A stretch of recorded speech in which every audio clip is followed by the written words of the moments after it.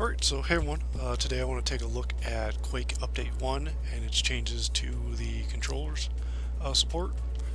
So to start, this game they've added quite a bit of options.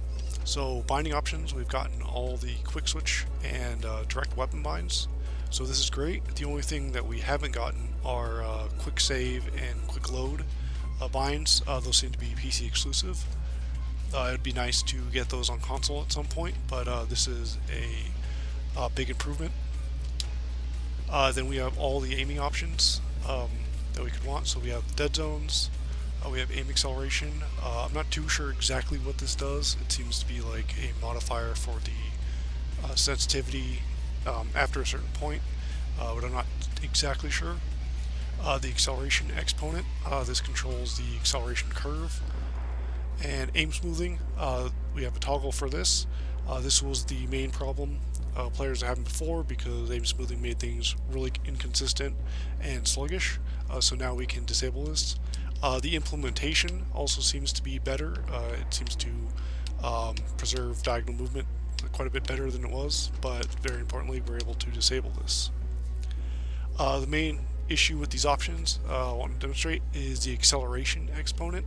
This seems to scale with the Deadzone size options, and that can create a pretty big issue, which I'll demonstrate in a little bit. But as far as the Deadzones, the default Deadzones are exactly the same. So the camera Deadzone is 26% by default, and perfectly circular. Oh, and of course, without smoothing, acceleration starts exactly where you move the stick, so it's quite a bit more responsive because of that. Anyway, back to the Deadzone. Unfortunately, this update seems to have added quite a bit of restricted diagonal movement around the axes. Previously, I could only notice a small sliver vertically, but here now we have formally restricted diagonal movement, sort of based on the angle. And this actually scales with diagonal movement, so it actually gets worse the larger the Deadzone is, and better the smaller it is. And there aren't options for this, which is bad for a few reasons, but you can see just how abrupt it starts, so it doesn't even seem like the angles are scaled. So subtle angles are actually just cut off with this kind of implementation. Movement, like I showed previously, while the option says it's 24, I haven't been able to see movement until about 32%.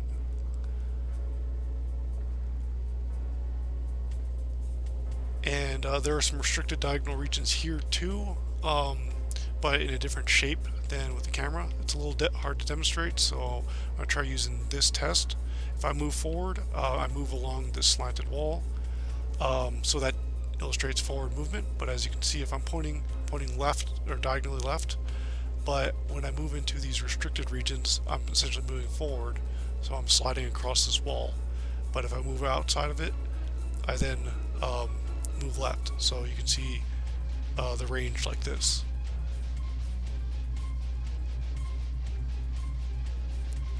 So this too was previously seemed to have full diagonal movement, and it's been restricted in this update. Either that or I tested poorly previously.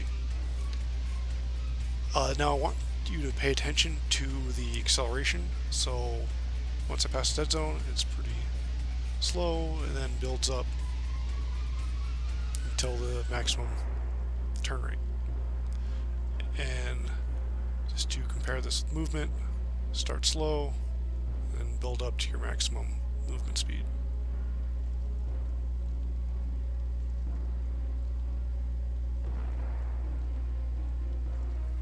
Okay.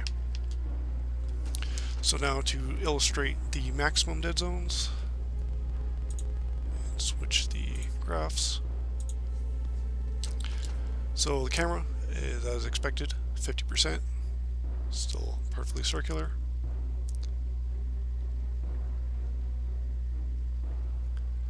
But as you can see, the restricted diagonals have increased, and since it doesn't seem to be scaled, it's even more dramatic now. So even more diagonal movement is just straight lost with this method. It's not being rescaled at all, so as soon as I bleed over this into diagonal movement, it's very abrupt. And for the restricted diagonals for movement, it is the exact same, just scrunched a bit. So you can see that I'm moving left here, so it's countering the slant, but as soon as it moves, I move into this restricted region, which is this forward, I follow that slant. Again, looking at the acceleration, starting slow, and then building up to the maximum turn rate. For movement, start slow, and then build up to the maximum turn rate, or movement speed. So now to lower the dead zones and then change the graph, you can see now that the camera is 5%, and the restricted diagonals are quite a bit smaller than they were before. And since they're this small, it's not restricting much, but you are still losing a hair of very subtle diagonals. And you can actually see acceleration happening right now, but to try to demonstrate the movement, you can see the shape has changed, and I'm not sure how it changes in between the default to this minimum, but you can see here that I'm moving left, which is countering this slant, but if I move into this restricted region, it follows it, and same over here. You can see when I move into the forward restricted region.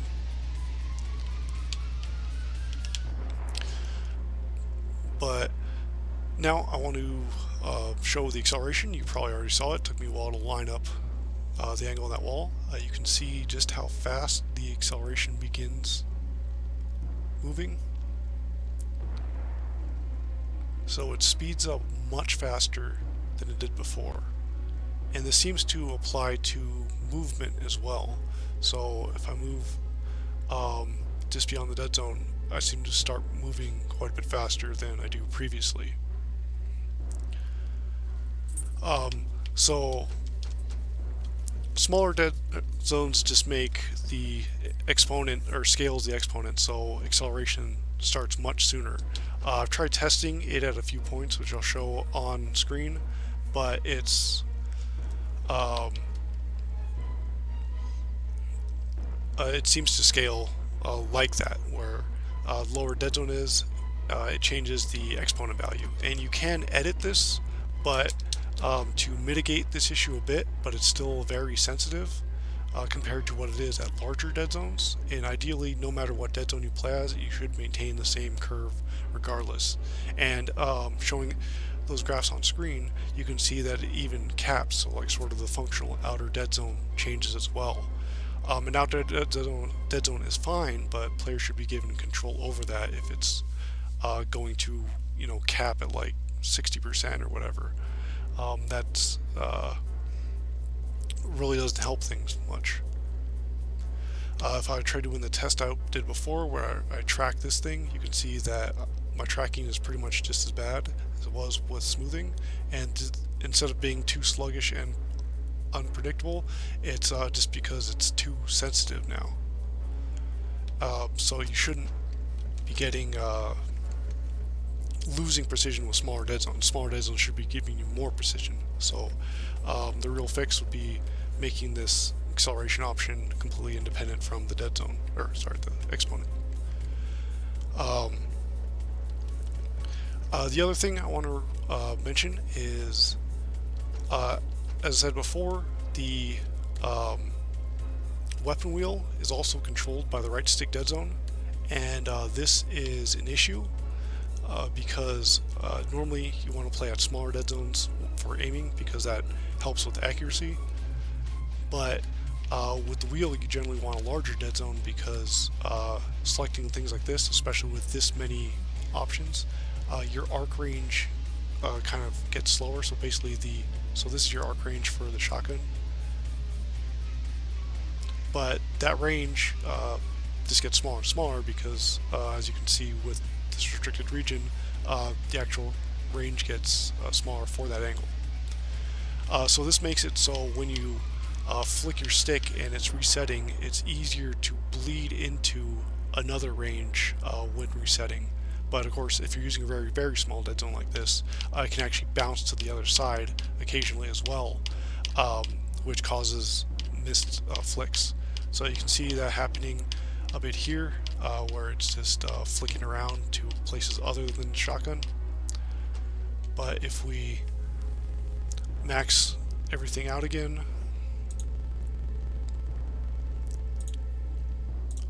and demonstrate that as well, we can see that it's pretty reliable.